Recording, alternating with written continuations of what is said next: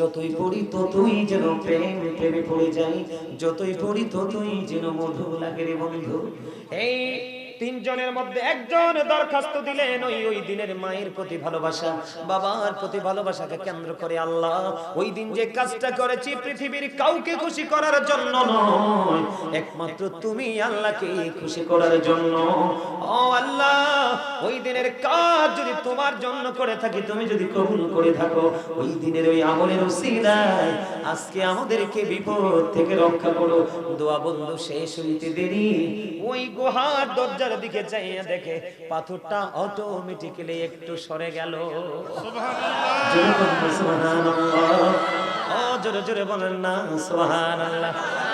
কিন্তু হাদিস শরীফের মধ্যে এসেছে একটুখানি সরে গেছে ঠিকই, কিন্তু বের হওয়ার মতো রাস্তা এখনো হয় নাই, আরো বাকি আছে বন্ধু দুইজন। এর মধ্যে 2 নাম্বার জন হলো যুবক। এইটা তোমাদেরকে যথেষ্ট উপকৃত করবে, তোমাদের হৃদয়টাকে আরো বেশি প্রসারিত করে দিবে, তোমার হৃদয়ের জানালা খুলে দিবে এই বক্তব্যটা। সেকেন্ড টাইম যেই মানুষটা আল্লাহর কাছে ওসিলা দিয়ে দোয়া চাইলেন, বিপদ থেকে বাঁচতে চাইরে দয়া, ওই লোকটা কেমন ছিলেন জানেননি? তার একটা চাচাতো বোন সে মেয়েটাকে ভালোবাসতো। ও বন্ধু, মেয়েটাকে ভালোবাসে। আপনারা জানেন একটা যুবক যুবতী প্রেমে যখন পড়ে, একজন আরেকজনকে ফিজিক্যালি কাছে চায়, চাই কি চায় না?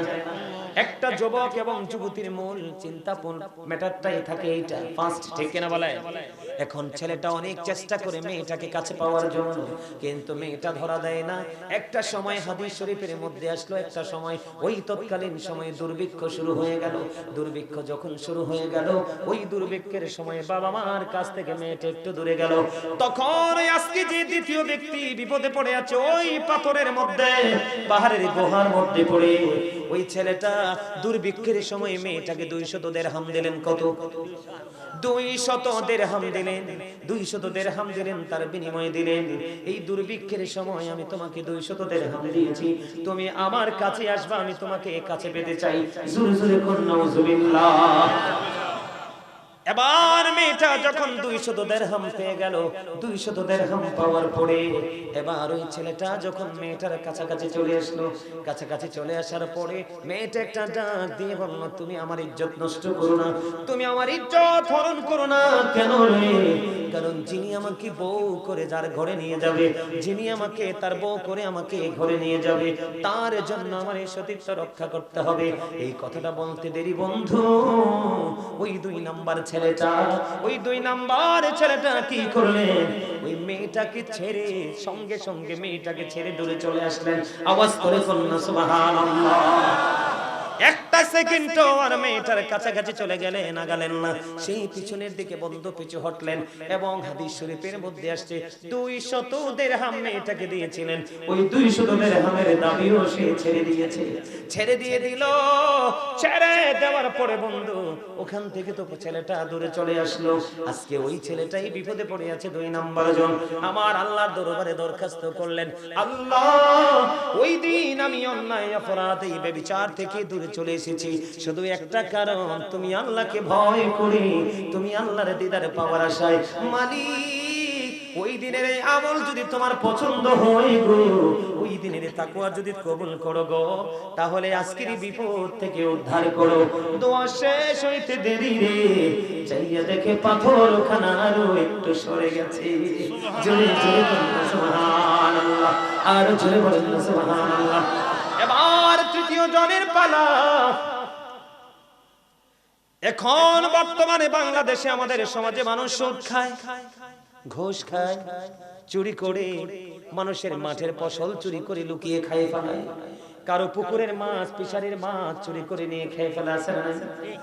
আরো জোরে বলেন, আরো জোরে।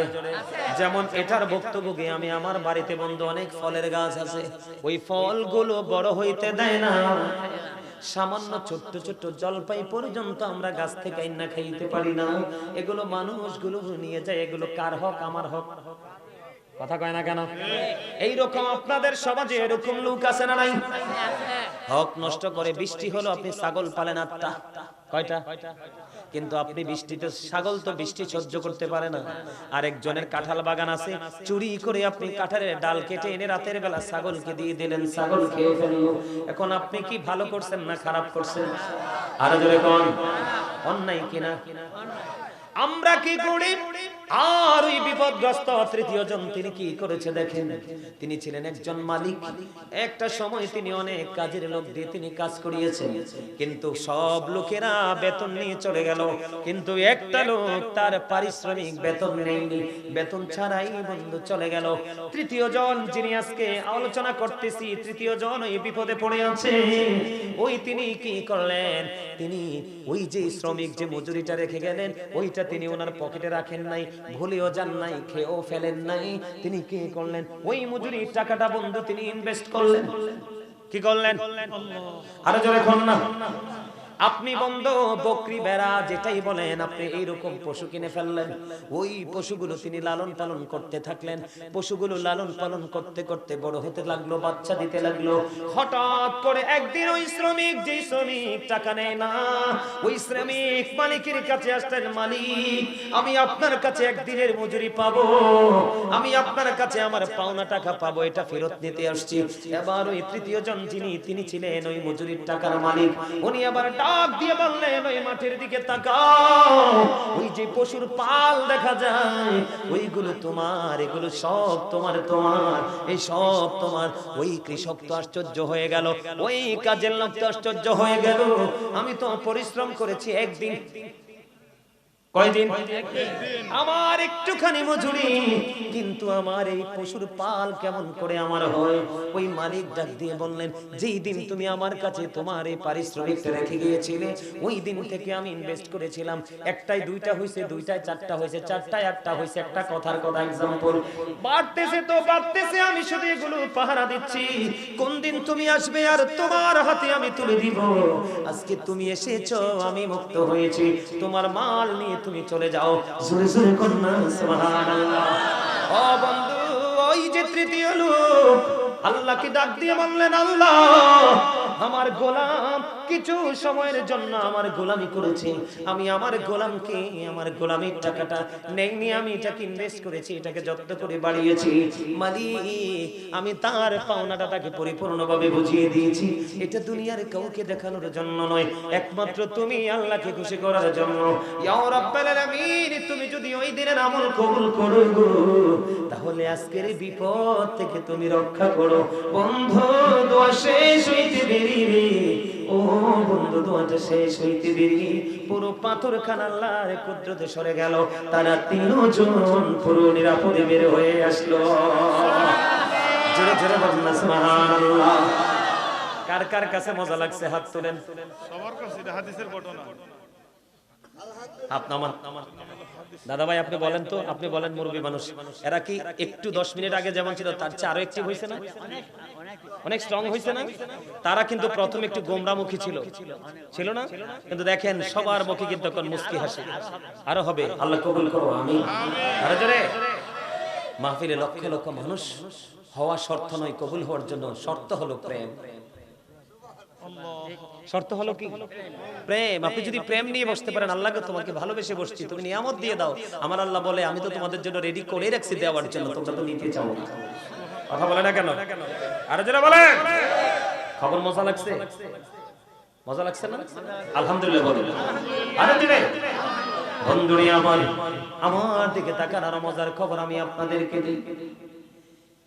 পরের দুটো অপশন কেন বললাম? পরের দুটো অপশন আমি আপনাদেরকে শোনাতাম না। পরের দুইটা শোনানোর কারণ হলো, বর্তমানে নষ্ট দুইটা কাজ আমরা বেশি করি, মা বাবারটা ছাড়া। পরের যে দুইটা, মেয়েদেরকে দেখলেই 3 রাস্তার মধ্যে দাঁড়িয়ে টিজিং। কথা কয় না কেন? সুন্দর যদি মেয়ে হয়, গরিবের মেয়ে হইলে তো কোনো কথাই নাই। কথা কয় না কেন? গরিবের মেয়ে হইলে কোনো কথা নাই, কোনো বাধা নাই, তাকে কষ্ট দিতে, তাকে লজ্জা দিতে মজা পায়। অথচ দেখেন ওই যুবক মেয়েটাকে হাতের কাছে পাওয়ার পরেও তার বডিতে একটা টাচ পর্যন্ত করে নাই, ভয় করেছে আল্লাহকে। এই জন্য এই 2 নাম্বারটা বলেছি। আর 3 নাম্বারটা তো আপনার আবার সমাজ গোটা বাংলাদেশের মধ্যে এটা একবার পান্তা এবং মরিচ পোড়ার মতো হয়ে গেছে। কথা কয় না কেন? একজন আরেকজনের হক খাইতে, একজন আরেকজনের অধিকার হরণ করতে খুব মজা পায়। এটা কেন দিছেন আপনি? মারে দেখছে যুবক ভাইরা, তোমরা দেখো, এটাকে আমি 10 কোটি টাকার চেয়ে দামি মনে করি। সে মাটি কেটে খায়, এই 10টা টাকা আমাকে দিয়েছে ভালোবেসে। এই পৃথিবীর সকল টাকার চেয়ে দামি টাকা হলো ওইটা। কথা বলেন, ভুল বলছি? ভুল বলছি? প্রেম অমূল্য সম্পদ। প্রেম আল্লাহ সবার সিনায় দেয় না। যার সিনায় প্রেম আছে মনে করবেন তার সাথে আল্লাহর সরাসরি ডাইরেক্ট কানেকশন আছে। কারণ আমার আল্লাহ নিজেই প্রেম। আমার আল্লাহ প্রেম বলেই কিন্তু প্রেমে পড়ে হাবিবকে বানাইছে। আর এই হাবিবের কারণে আপনাকে আমাকে বানাইছে। আর আপনার আমার জন্য সুন্দর এই পৃথিবী আপনাকে আমাকে গিফট করেছে। তোমরা উন্মুক্ত করে দিয়েছে, বিচরণ করতে থাকো। তবে ওই বিচরণ করো না যেটার জন্য তুমি ওই পারে এসে পানিশমেন্ট নিতে পারো। এটাকে আমি যত্ন করে নিলাম, চা খাবো না, এটা আমি যত্ন করে রেখে দিব। আলহামদুলিল্লাহ বলেন, আরো জোরে বলেন আলহামদুলিল্লাহ, আরো জোরে। প্রেমের কোনো দলিল হয় না, প্রেমের কোনো দলিল লাগে না। আলহামদুলিল্লাহ কোন, আরো জোরে। গতকালকের মাহফিলে কত মানুষ যে হাদিয়া দিছে, কত মানুষ, যুবক ওনার মতো, আপনার টাকা নাই 10-20 টাকা ওই না দিয়ে গেছে গতকালকের মাহফিলে, বুঝছেন না দাদা ভাই? তো সবচেয়ে মজার বিষয় হলো সর্বশেষে যখন নেমে যাওয়ার আগে উটকো এক পাগল এসে হাজির। আয়েশা সামনে দাঁড়াইলো, দাঁড়ায় বলতেছে যে টাকা দেন। কি দেন? 100 টাকা দিছি। কত টাকা? 100 টাকা দিছি। মনে হয় যে এত বেশি খুশি হয়েছে, পৃথিবীর শ্রেষ্ঠ খুশি হওয়া মানুষ মনে হয় কালকে ওই মুহূর্তে সে ছিল। আলহামদুলিল্লাহ বলেন, আরো জোরে। আপনারা মনে রাখবেন, the rich are not always happy. ধনীরা সব সময় সুখী নয়, ধনীরা সব সময় সুখী না। তার কারণ কি? The man is rich but characterless. কথা কয় না? ম্যাক্সিমামই ধনীরা চরিত্রহীন। কথা কয় না? আর গরিবদের ক্ষেত্রে যদি বলি, the poor are born to suffer. গরিবরা জন্মগ্রহণ করেছে দুঃখ ভোগের জন্য। তবে the man is poor but honest. কারণ honesty is the best policy. সততাই সর্বোত্তম পন্থা। কথা কয় না কেন? আমি আপনাদেরকে বলি, আল্লামা ইবনে হাজার আসকালানী তিনি বলেছেন, পৃথিবীর মানুষ তোমরা ধনীর সন্তানের সাথে মিশো না। ধনীর সন্তানেরা পৃথিবীর জন্য, তোমাদের জন্য ফিতনা। আমার লগে একমত হবেন না আপনারা? সমাজে যত নষ্ট কাজ করার দুঃসাহস দেখায় ধনীরা, সমাজে যত চরিত্রহীন ছেলে আছে ম্যাক্সিমামই ধনীদের ঘরে, যত নষ্ট চরিত্রহীন মেয়ে আছে ম্যাক্সিমামই ধনীদের ঘরে। গরিব এবং মধ্যবিত্ত পরিবারের তারা খায় কম, পড়ে কম, কিন্তু তারা ইজ্জতকে অনেক বেশি প্রাধান্য দেয়। এই জন্য আজকে দেখেন, এই তোমরা যুবক ভাইদেরকে বলছি, তোমরা যারা মাহফিল কমিটি, আমি তোমাদেরকে দেখেই চিনতে পারছি। অনলাইনে খোঁজবা, আমার সঠিক মনে নাই। এক বাবা মার 5টা ছেলে অফিসার, সিনিয়র অফিসার, কিন্তু ওই বাবা মা 5টাই মিলে বাবা মাকে বৃদ্ধাশ্রমে দিয়ে আসছে। তুমি বলো এরা কি চরিত্রহীন না? ওরা কি ক্যারেক্টারলেস না? আরে জিনা ব্যভিচার করলে কি শুধু চরিত্রহীন বলে? আরে না, চরিত্রহীন হওয়ার জন্য অনেক কিছু আছে। কথা বলে না, আরে জোরে। আজকে দেখবেন গরিব রিকশা চালায়া খায়, আগে না মাকে খাওয়ায়। কথা বলে না কেন? দিন মজুর দেখবেন আগে না মারে খাওয়ায়। আমার কথা বুঝতে পারছেন? আল্লাহ কবুল করুন, এক সকল বলুন আমিন। বন্ধুরে আমার, আমি আপনাদেরকে एग्जांपल দেই। আপনাদেরকে সামনে আসতে হবে, আপনাদেরকে সামনে আসতে হবে। আরেকটু পরে এই এলাকায় মানুষ জায়গা হবে না তো। আসেন না সবাই, আসেন। এই আপনারা কমিটির লোকেরা শক্ত হয়ে বসে রয়েছেন কেন? আপনারা আসেন সবাই, আপনারা আয়েশা ওদেরকে বসার সুযোগ করে দিবেন, কারণ আপনাদের মেহমান সবাই। আমরা সবাই মেহমান, আপনারা হলেন মেজবান। আসেন সবাই, আসেন সবাই, সামনে আসেন। একবারে চাইবা যাইবা বসে, যেন আপনাদের বারবার যেন বলতে না হয়, আপনাদের বারবার যেন নড়াচড়া করতে না হয়। আপনারা সবাই সামনের দিকে চলে আসেন। এই তো মাশাআল্লাহ, thank you thank you thank you. ঠিক আছে, সবাই সবাই আপনারা আসেন, পিছনে থাকেন না কেউ। আপনারা যত সামনে বসবেন, মসজিদে যান, মাহফিলে যান, সামনে মজা বেশি, পিছনে মজা কম। বন্ধুরে আমার দিকে তাকান। মুসা কালিমুল্লাহ, এদিকে তাকান। মুসা কালিমুল্লাহ আল্লাহকে দরখাস্ত করলেন, আল্লাহ আমি মুসার সাথে বন্ধু হয়ে কে গো জান্নাতে যাবে আমার এই কওমের মধ্যে? আল্লাহ রাব্বুল আলামিন মুসা কালিমুল্লাহকে জানিয়ে দিলেন, মুসা রে, তোমার সাথে যে জান্নাতে বন্ধু হয়ে যাবে তার নাম হলো আলী বিন মুআফিক। হে থামছেন কেন? সুবহানাল্লাহ তো বলবেন। কে? আলী বিন মুআফিক। এবার মুসা কালিমুল্লাহ আলী বিন মুআফিকের সন্ধানে বের হলেন, বলো কি চলে গেলেন। যাওয়ার পরে যাইয়া দেখলেন, ছোট্ট করে বলছি কারণ আমার আরেকটা টপিকস বাকি আছে বন্ধু, কারণ আমি বাবা মার প্রতি সন্তানের কর্তব্যটা কেমন এটা নিয়ে আলোচনা করি। এরপরে সন্তানের প্রতি বাবা মার কি কর্তব্য সেটা আমি পরে বলবো। এবার মুসা কালিমুল্লাহ কি আলী বিন মুআফিকের খবর পেয়ে গেল। খবর পাওয়ার পরে আবার চাইয়া দেখলেন আলী বিন মুআফিক একেবারে বিশ্রী, কালো, একেবারে বিশ্রী চেহারার মানুষ। সে একজন গোশত বিক্রেতা, কসাই। আলী বিন মুআফিককে দেখে মুসা কালিমুল্লাহ আশ্চর্য হয়ে গেল, এত বিশ্রী, এত কালো, এই মানুষের জীবনে কি এমন আমল আছে? এই মানুষের জীবনে কি এমন আমল আছে যে আমল দ্বারা সে আমি মুসার সাথে বন্ধু হয়ে জান্নাতে যেতে পারবে? সুবহানাল্লাহ। এবার মুসা কালিমুল্লাহ কি করলেন, তার পুরো ব্যাপারটাকে পরিদর্শন করলেন, নিবিড়ভাবে পর্যবেক্ষণ করলেন। করার পরে সর্বশেষে ওই আলী বিন মুআফিক তার বাড়ির দিকে রওনা হলো। মুসা কালিমুল্লাহ তার সঙ্গে গেলেন। যাওয়ার পরে যাইয়া দেখলেন ওই আলী বিন মুআফিকের মা এতটাই বৃদ্ধ, গায়ের মধ্যে একটা মাছি বসলে মাছি পর্যন্ত সরাইতে পারবে না, তাড়াইতে পারবে না। ও বন্ধু, যত্ন সহকারে মাকে রেখে আসলেন। ওখান থেকে তিনি বাড়ি গেলেন। যাওয়ার পরে তিনি গোশত রান্না করলেন, মায়ের জন্য রুটি বানালেন। রুটি বানাইয়া মাকে খাওয়াইয়া তারপরে নিজে ফ্রেশ হওয়ার জন্য গেলেন। এই দিক দিয়ে মুসা কালিমুল্লাহ তো ব্যাপারটা দেখতেছে।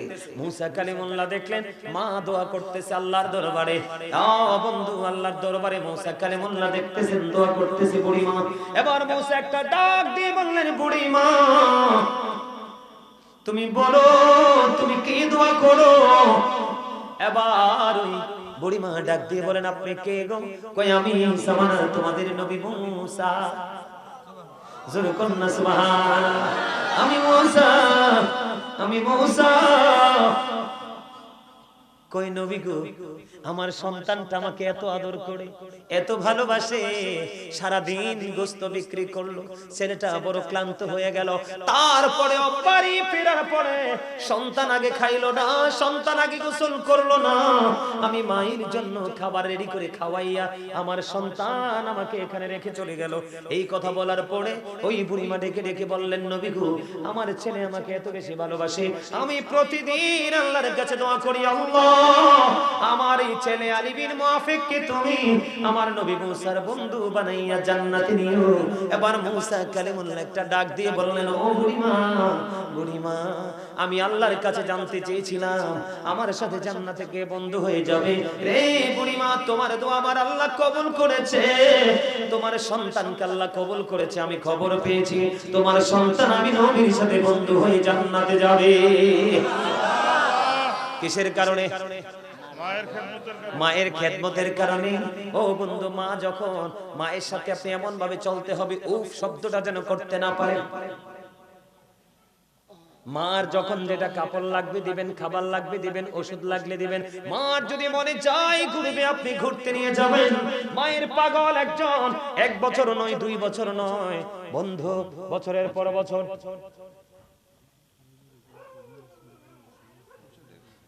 কি কয়? বছরের পর বছর। আরেকজনে হাদিয়া দিছে, মারহাবা কর, আর তো মারহাবা মহব্বতে আরো জোরে ধন্যবাদ যিনি দিছে ওনাকে। আলেমদের মোহাব্বত জীবনে বিফলে যায় যায় বলবো বলবো কি আল্লাহ রাব্বুল আলামিন বলেছেন join with my dear people come to my paradise Allah বলেছেন join with my dear people আমার প্রিয় লোকেদের সাথে যুক্ত হও কাম টু মাই প্যারাডাইস আমার জান্নাতে চলে এসো ফাদখুলি ফি ইবাদি ওয়াদখুলি জান্নাতি জোরে কোন সুবহানাল্লাহ হক্কানি আলেম হক্কানি আল্লাহর ওলিদের প্রেম সাধারণ মানুষের নাজাতের উসিলা জান্নাতের দলিল সুবহানাল্লাহ বলছে কে আর জোরে বলেন বলছে কে আল্লাহ বছরের পর বছর অসুস্থ মা খানায় কাবা বন্ধু তওয়াফ করবে কিন্তু মা তো হাঁটতে পারে না চলতে পারে না বন্ধু বছরের পর বছর মাকে কাঁধে করে চড়ানোর পরে সাদেক তাইয়ার নামক এক আবেদকে প্রশ্ন করলেন আমি আমার মাকে কয়েক বছর একটানা কি করেছি কাঁধে করে খানায় কাবা আমি তওয়াফ করেছি আপনি বলে দেন আমার দুধের ঋণ শোধ হইছিল এবার সাদেক তাইয়ার একটা ডাক দিয়ে বলল রে পাগল পাগল রে তোমার হায়াত যদি 50,000 বছর হয় কত বছর তোমার হায়াত যদি 50,000 বছর হয় রে এই 50,000 বছর যদি তুমি তোমার মাকে কাঁধে করে চড়াও কি করে 50,000 বছর যদি তুমি তোমার মাকে কাঁধে করে চড়াও খানায় কাবা তওয়াফ করো তারপরেও তুমি যে একটা রাত্রিতে নিঝুম রাত্রিতে মায়ের স্তন চেপে ধরে দুধ পান করেছো এই একটা রাত্রির দুধ পানির ঋণ শুরু হবে না মায়ের দাম কত বুঝতে পারছেন নি আর জোরে বলেন মায়ের দাম কত বুঝতে পারছেন নি বন্ধু আরেকটু হৃদয় খুলে শোনো গো মা বাবার প্রেম কত মধুর কি কি কি কয় হাতে কি কয় শুনেন না প্রয়োজনই হলে বলি এই বিষয়টা কি আলোচনা করা দরকার না এই যেটা নিয়ে করতেছি কথা বলেন না কারণ আপনি তো জানেন নামাজ বেহেশতের চাবি খেয়াল করবেন নামাজ কি মিফতাহুল জান্নাতি কথা বলেন না কেন নামাজ কি জান্নাতে নামাজ মুমিনের জন্য মেরাজ নামাজ মুমিনের জন্য নামাজ জান্নাতে চাবি নামাজের মাধ্যমে নষ্ট কাজ থেকে বাঁচা যা এটা সূরা আনকাবুতে আল্লাহ বলেছেন তো এখন নামাজ যদি জান্নাতের চাবি হয় এখন জান্নাত তো মায়ের পায়ের নিচে আল্লাহু আকবার জান্নাত কি পায়ের পায়ের নিচে এখন আপনি জান্নাত পাওয়ার পরে না গেট খুঁজে বের করবেন অন গেট খোলার পরে না তালা তালার পরে না চাবি তাহলে আপনার এটা আগে দরকার না টেকসই করার কথা বলে না কেন আরে জোরে এই জন্য আপনাদেরকে বুঝতে হবে এটা আগে দরকার কারণ আপনি নামাজ রোজা হজ যাকাত সব করেছেন কিন্তু মা বাবার সাথে ভালো সম্পর্ক রাখেন এই যে গত শবে বরাত গেল 14 তারিখ কত তারিখ শবে বরাতের রাত্রিতে আল্লাহ সবাইকে ক্ষমা করে দিয়েছে কিন্তু পিতামাতার অবাধ্য সন্তানকে আল্লাহ ক্ষমা করে নাই করবেও না তাদের সাজা দুনিয়াতে তো যেটা হয় হবে পরকালেও বাজেট আছে তাদের জন্য সাজা নাউজুবিল্লাহ নাউজুবিল্লাহ বলেন না আরে জোরে তাহলে আপনাদের বাবা মার সম্পর্কে ভালো আর ধারণা থাকা দরকার কিনা তাদেরকে সেবা করার দরকার কিনা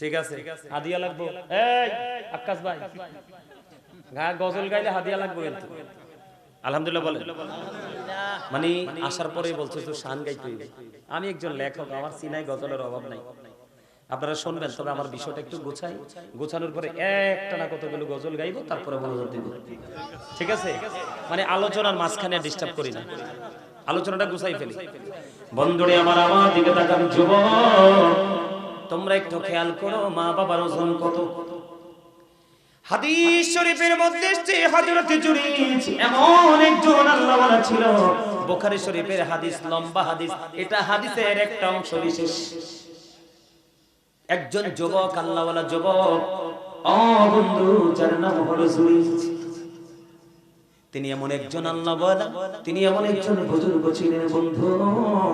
আপনি আমি যেমনে জামাতে নামাজ পড়ি, আপনি আমি যেমনে ঐক্যবদ্ধ হয়ে আমল করি, ওই জুরিজ একত্রিতভাবে আমল করে তিনি মজা পাইতেন না। লোকালয় থেকে অনেক দূরে তিনি একটা হুজরা বানালেন মাটি দিয়া, ওটার মধ্যে তিনি আমল একাকী আমল করেন, আল্লাহর সাথে গোপন গভীর প্রেমের ডুরি লাগায়।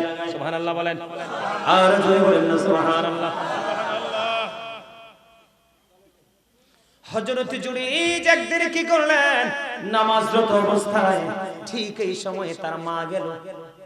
মা গভীর খেয়াল করেন, যুবক ভাই তোমরা শোনো, মা যখন চলে গেল ওই সময় জুরীজ নামাজের নিয়ত বেঁধে ফেলেছে। এখন জুরীজ তো নামাজ পড়ে, হুজরার বাহির থেকে মা এসে ডাকে, বাবা জুরীজ, আমি মা এসেছি রে, একটুখানি দেখা করব, তুমি দেখা দাও।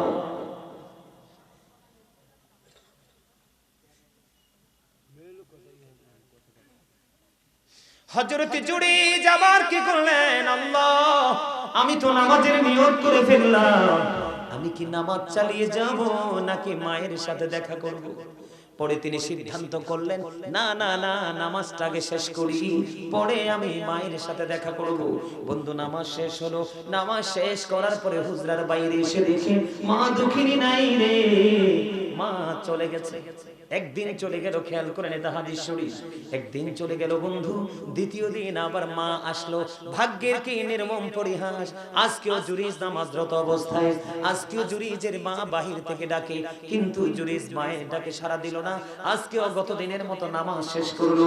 নামাজ শেষ করার পরে চাইয়া দেখে হুজরার বাহিরে আজকেও মা নাই, দেখে মা চলে গেল। 2 দিন চলে গেল বন্ধু, তৃতীয় দিন, ও বন্ধু, তৃতীয় দিন এমন একটা অবস্থা হলো, 3 দিনের দিন আবার জুরীজ হুজরায় নামাজরত অবস্থায়, ঠিক এমন সময় মা এসে বারবার ডাকে, বাবা বাবা গো। আজকেও বন্ধু জুরীজ নামাজ শেষ করলো। নামাজ শেষ করার পরে বাইরে আসলো, বাইরে আসে দেখে আজকেও মা নাই। 3 দিন দেখে করতে আসলো, সন্তানের সাথে দেখা হলো না।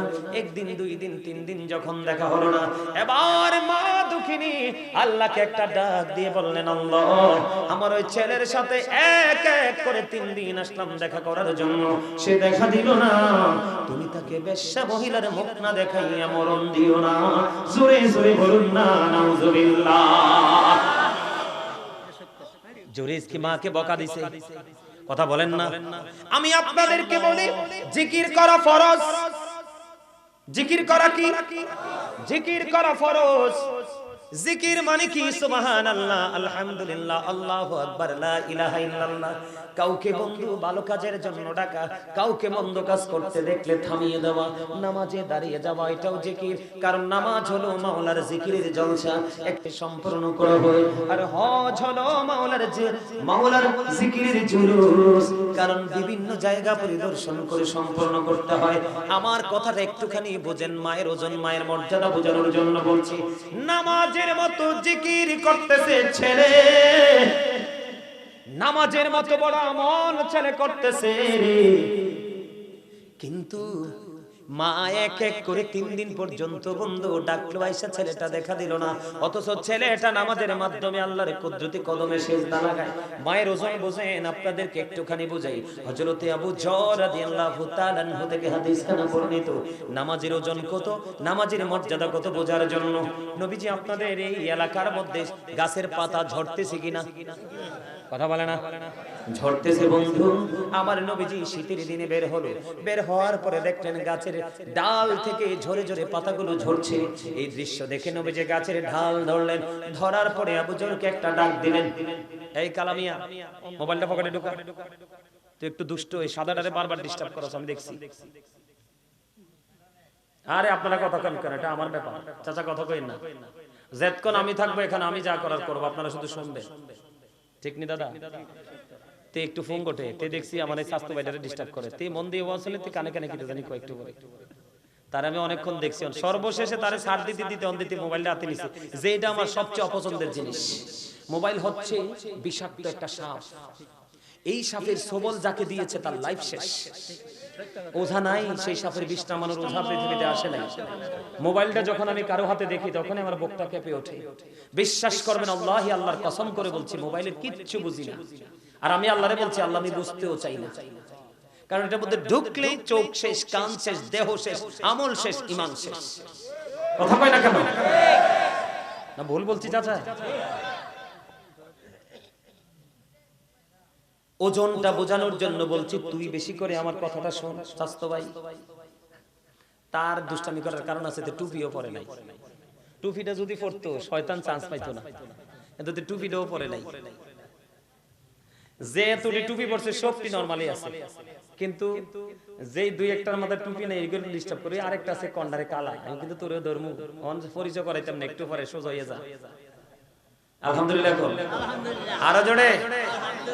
আমি একটু একেবারে গাইয়া ভাষা, যেটা লোকাল আঞ্চলিক ভাষায় কথা বলছি, অনেকেই হাসেন নাই।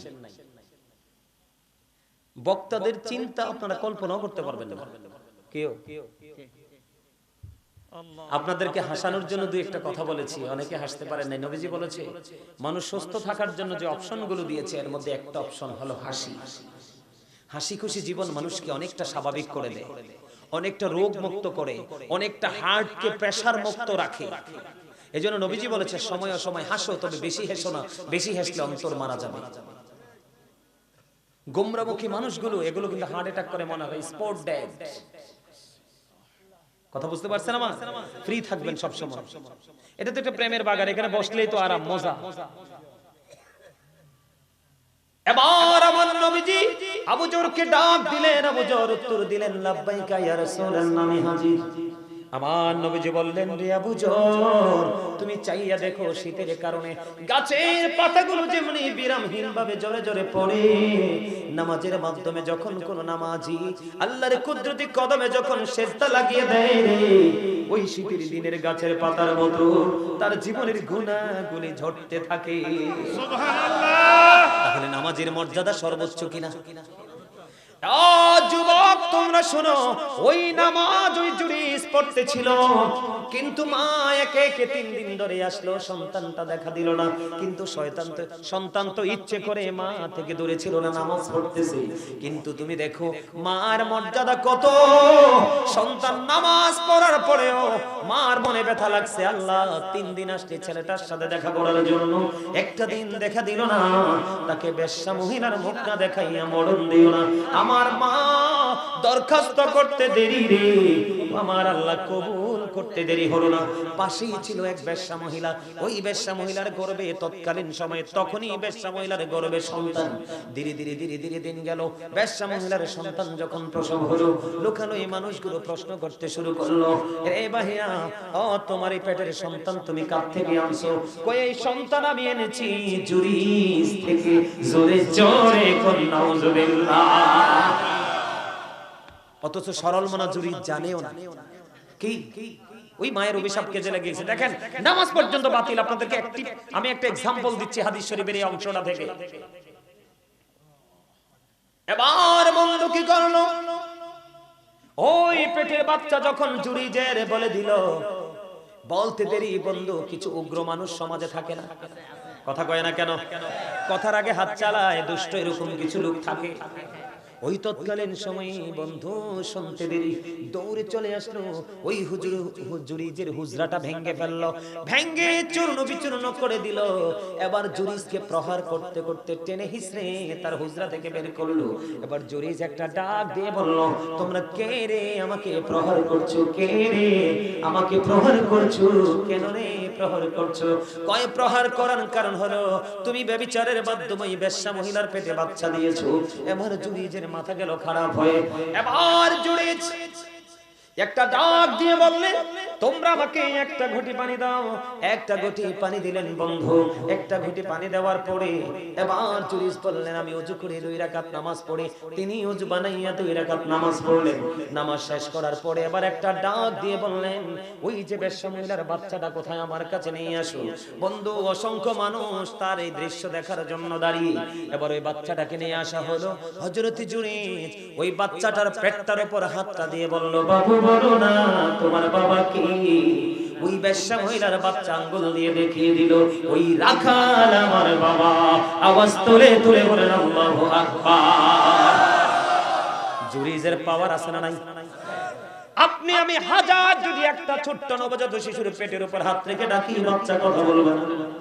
কিন্তু জুরি যেমন একজন আল্লাহওয়ালা বুজুর্গ ছিল, হাতটা দিতে দেরি বন্ধু, বাচ্চা কথা বলতে দেরি করলো না।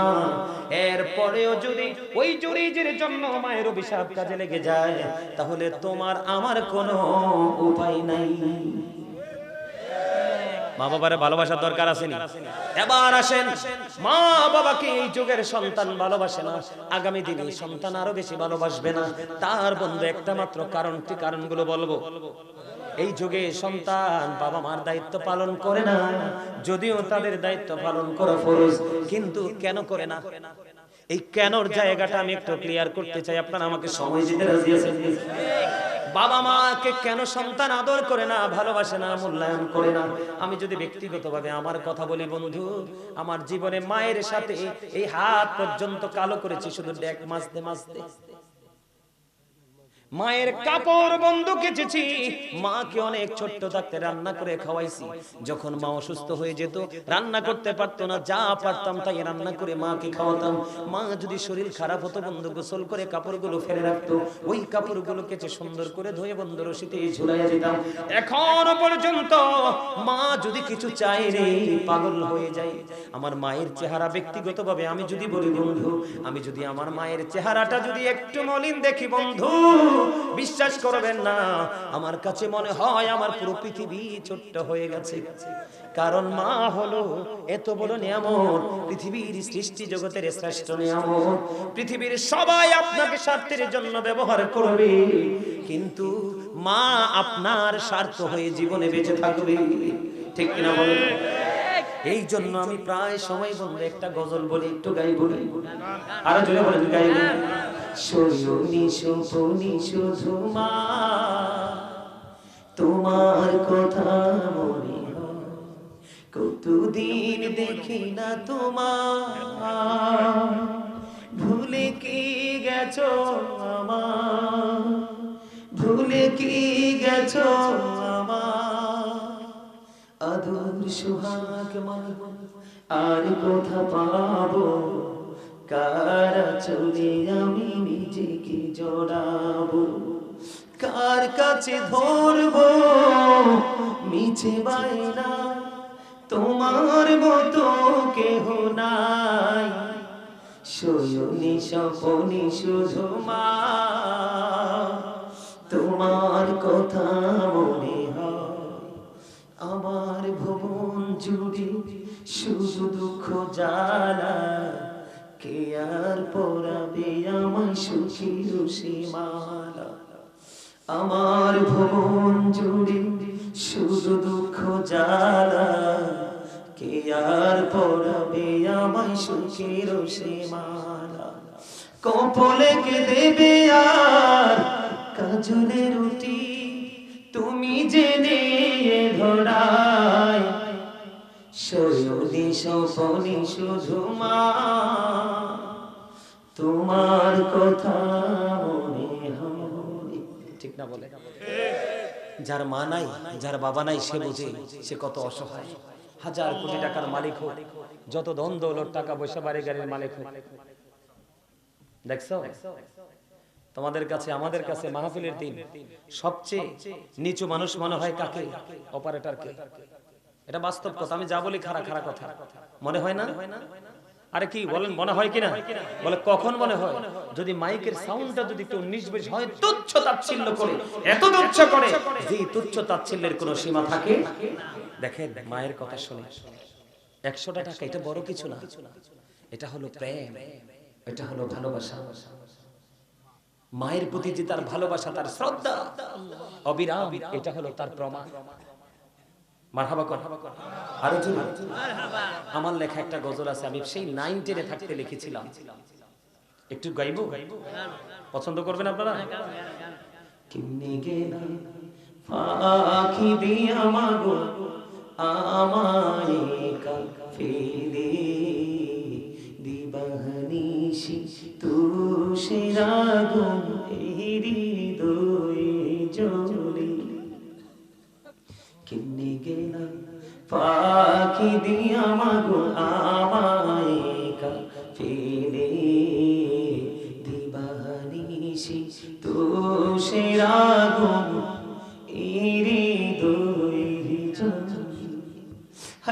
কাহাইন্দা কাহাইন্দা হইছে রে নদী মা, হাইরে কাহাইন্দা কাহাইন্দা হইছে রে নদী, আমার নয়ন জলে দিবানিশি তুষের আগুন এই হৃদয় জ্বলে। আমি সবেদনা ভইলা গো যাইতাম মায়ের আদর পেলে, সেই মায়াময় ছেড়ে গেছে চিরদিনের তরে। আমি সবেদনা ভইলা গো যাইতাম মায়ের আদর পেলে, সেই মায়াময় ছেড়ে গেছে চিরদিনের তরে। আমায় নাম দড়িয়া ডাক দিয়া রে মা,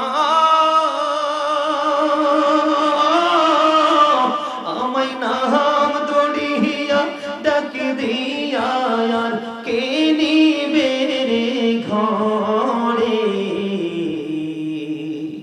দিবানিশি তুষের আগুন এই হৃদয়ে জ্বলে। মারহাবা কন্যা। আবারও বলছি, যার মা নাই সে বুঝে, যার মা নাই সে বুঝে মায়ের ভালোবাসা, মায়ের প্রেম কত মধুর। মায়ের প্রতি ভালোবাসা যদি না থাকে, আরে বাবা রে, মারহাবা।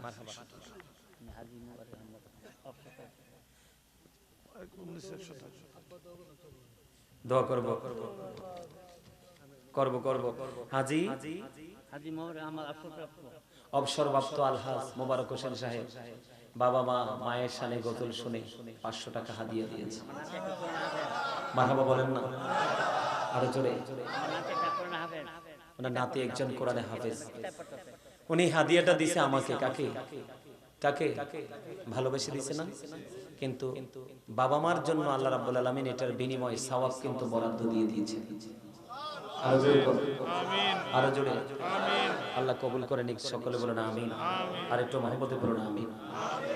সম্মানিত উপস্থিতি, মা বাবা এমন একটা নিয়ামত, এই নিয়ামতের কথা বলে শেষ করা যায়?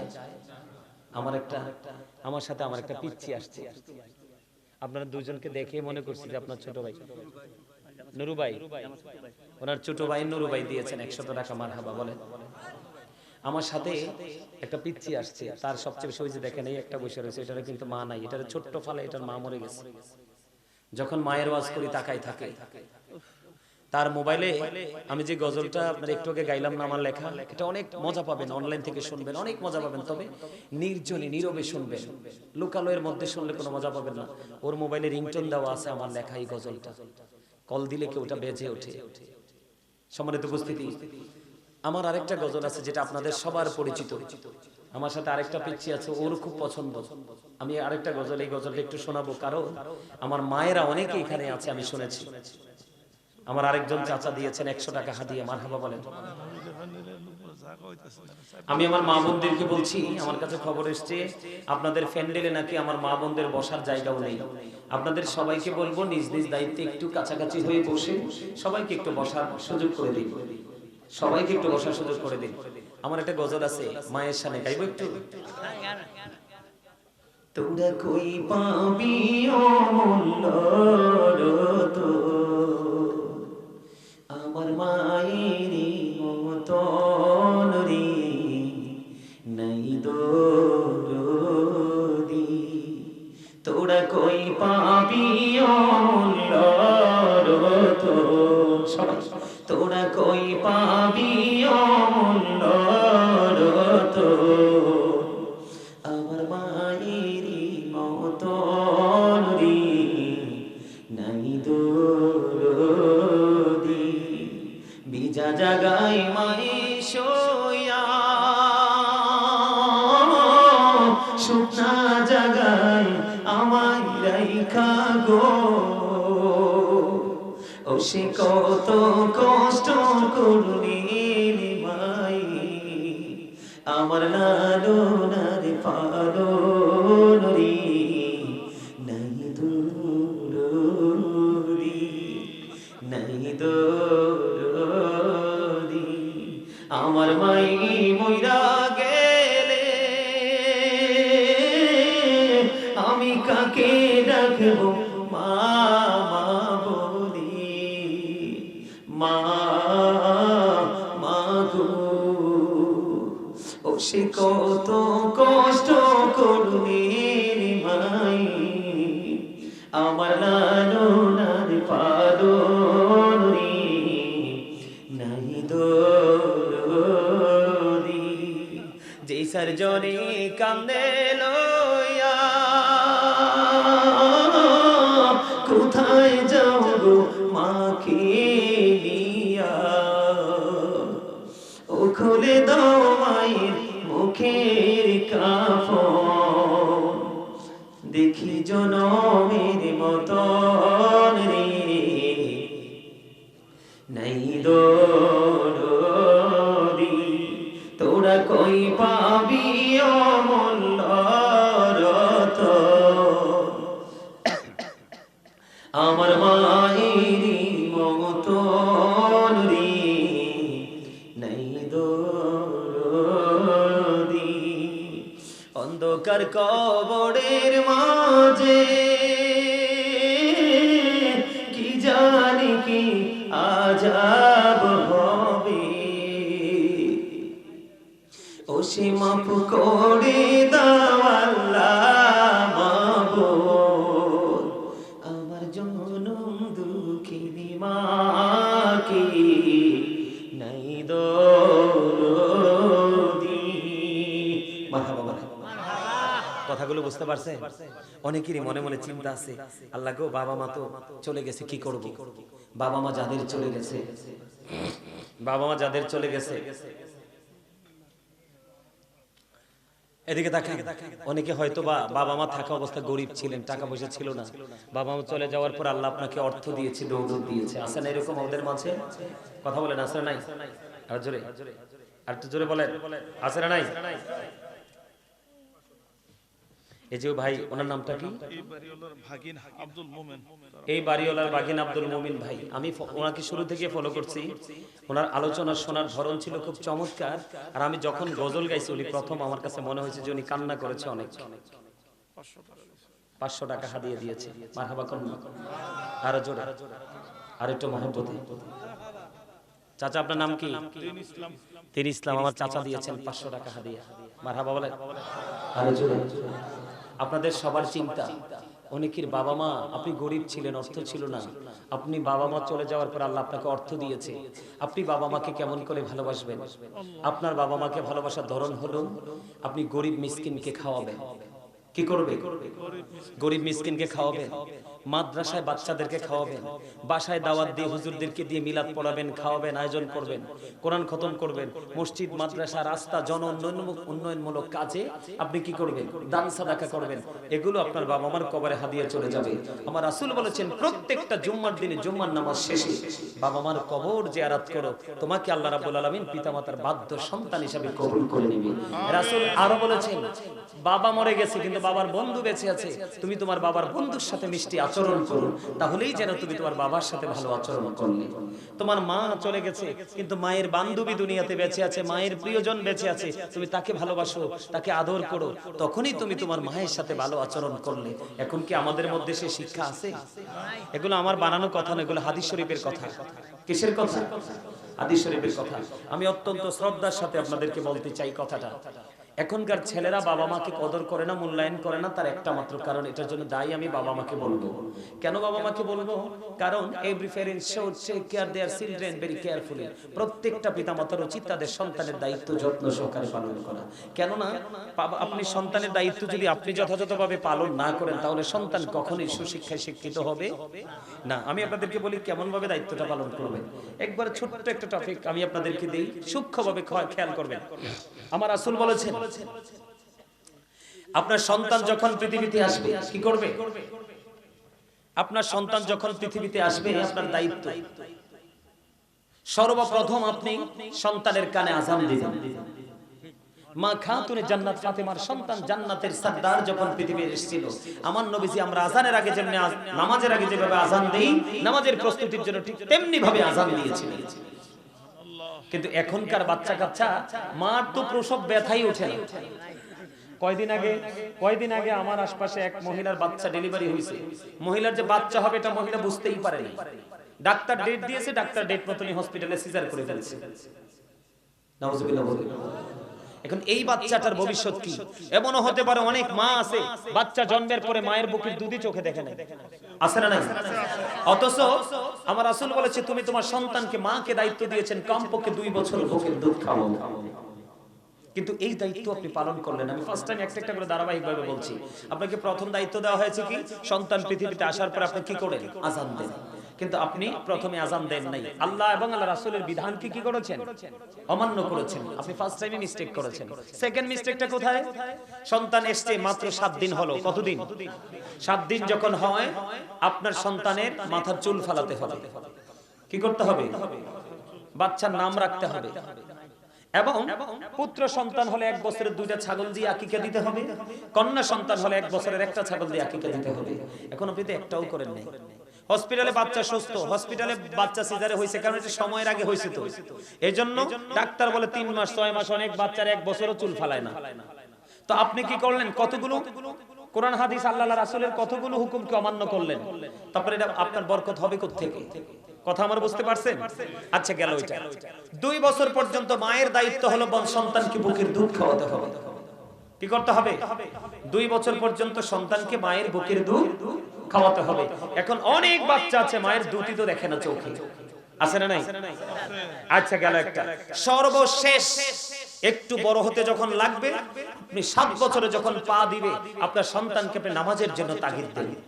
কয়টা সন্তানকে বাবা মায়ের নামাজ পড়তে তাগিদ দেয় বলুন তো? একবারে বসতে শিখার আগেই তার হাতে মোবাইল। কথা বলে দেখেন, বসতে শিখার আগেই তার হাতে কি? মোবাইল। এই গেল একটা। 10 বছরে যখন পা দিবি, তুমি তোমার সন্তানকে নামাজ না পড়লে প্রহার করো, মানে হালকা পাতলা মায়ের দাও, এবং বিছানাটা পৃথক করে দাও, আলাদা করে দাও। এরপরে সর্বশেষ আপনার ছেলেটা বুঝে শুনে বড় হয়েছে, প্রাপ্ত বয়স্ক হচ্ছে ধীরে ধীরে, কিন্তু তাকে আপনি কি করবেন? শিক্ষা দিবেন। কি করবেন? এখন আপনারা তো ইংলিশ মিডিয়াম নিয়ে ভাবেন। আপনারা একটা আপনারা একটু সূক্ষ্মভাবে একটা জিনিস নেবেন। আমরা প্রাইমারি স্টুডেন্ট। কি আমরা প্রাইমারি স্টুডেন্ট। আমাদের প্রথম বই দিল 3টা। কয়টা? বাংলা, অঙ্ক, ইংরেজি। কয়টা বই দিল? আমাদের ব্রেইনে কিন্তু কোনো প্রেশার নাই। আমরা ফ্রিলি অল্প অল্প করে শিখেছি। এনারা যারা আছে আমার সারিতে, প্রথম সারিতে, তারা আমার চেয়ে ভালো জানে। আমি তো পরে আসছি, তারা আমার জন্মেরও আগে আসছে। দাদা ভাই কি ঠিক বলছি না? প্রাইমারি ছিল। আমি যখন আমাদের কুমিল্লা ভিক্টোরিয়া কলেজে যখন ইংলিশ বিভাগে ছিলাম, আমার ম্যাম যিনি ছিলেন, উনি ছিলেন ফেরদাউস, জান্নাতুল ফেরদাউস। আমার ম্যাম আমাদেরকে বলেছিলেন, আমাদেরকে যখন ক্লাস করাইতেন, তিনি একদিন আমাদেরকে বুঝাইতে গিয়ে তিনি আমাদেরকে বলেছিলেন যে তোমরা এবং তোমাদের আওলাদের কাউকে, কোনো বাচ্চাকে তোমরা কিন্ডারগার্টেনে ভর্তি করো না। কি করো না? কিন্ডারগার্টেনে তোমরা ভর্তি করো না। যুবক তোমরা শোনো, তোমরা তো পাগল হয়ে যাও কিন্ডারগার্টেনে ভর্তি করার জন্য। আমার কথাটা শোনো। কি করো না? তোমরা তোমাদের সন্তানদেরকে, আওলাদদেরকে কিন্ডারগার্টেনে ভর্তি করো না। তার কারণ এই কিন্ডারগার্টেনে বাচ্চাগুলোকে যখন ভর্তি করানো হয়, তখন তোমরা কি করে? বাচ্চাগুলো মুখস্থ বিদ্যা শিখে একটু বড় হতে যখন লাগে, বাচ্চাটা ছোট্ট থাকতে প্রেসার নিতে নিতে নিতে নিতে একটু যখন বসতে শিখে, সে আর প্রেসার নিতে পারে না। একটা সময় স্কুল থেকে ঝরে পড়ে। এই যুগের ছেলেরা যারা পড়াশোনা করে, তোমরা বলো তো কয়টা ছেলে কাজে লাগতে পারছে? কেন পারে নাই? আমরা আল্লাহ রাসূলের বিধানকে আমরা আপন করে ধরতে পারি নাই। কেমন ধরতে পারি নাই? আমার রাসূল বলেছেন, আদিবু আওলাদাকুম আলা সালাতি খিসালিন হুব্বি নবীকুম ওয়া হুব্বি আহলি বাইতিহি ওয়া আলা কিরাতিল কুরআন। রাসূল বলেছেন, তোমরা তোমাদের সন্তানদেরকে 3টি বিষয় শিক্ষা দাও। কয়টি? একটি হলো হুব্বি নবীকুম, teach the love of the prophet, নবীর ভালোবাসা শিখাও। কারণ নবীর ভালোবাসা আমাদের জন্য ঈমান এবং ফরজ। এরপরে বলেছেন রাসূল, হুব্বি আহলি বাইতিহি, নবীর পরিবার আহলে বাইতের ভালোবাসা শিখাও। কারণ নবীর আহলে বাইতের ভালোবাসা আমাদের জন্য ঈমান এবং ফরজ। এরপরে রাসূল বলেছেন, ওয়া আলা কিরাতিল কুরআন লা তুরিসাইতাহুল কুরআন, তোমরা তোমাদের সন্তানদেরকে কোরআন তেলাওয়াত শিখাও।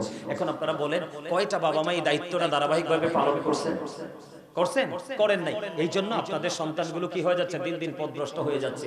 আপনি আপনার সন্তানের দায়িত্ব পালন করেন, দায়িত্ব পালন করতে পারছেন না, সিস্টেম জানা নাই, আপনি একজন আলেমের সাথে বন্ধুত্ব করে তার সাথে যোগাযোগ করে আপনি আপনার বাচ্চাটাকে সুশিক্ষায় শিক্ষিত করেন, তাহলে কিন্তু পিতামাতার সাথে যে দুর্ব্যবহার সন্তান করে অভিশপ্ত হচ্ছে, এইটা আর আপনার আমার সমাজে হবে না। বুঝতে পারছেন? আর জোরে। আকাশ ভাইয়ের খুব শখ গজল শোনা, একটা গজল গাইব, আপনারা আমার সাথে সুর দিবেন। রাজি আছেন? ওমা রাত তো অনেক হয়ে গেছে, দেখছেন নি কাণ্ডটা, সময়টা কেমনে যে চলে যায় স্টেজে বসলে এটাই বুঝতে পারি না।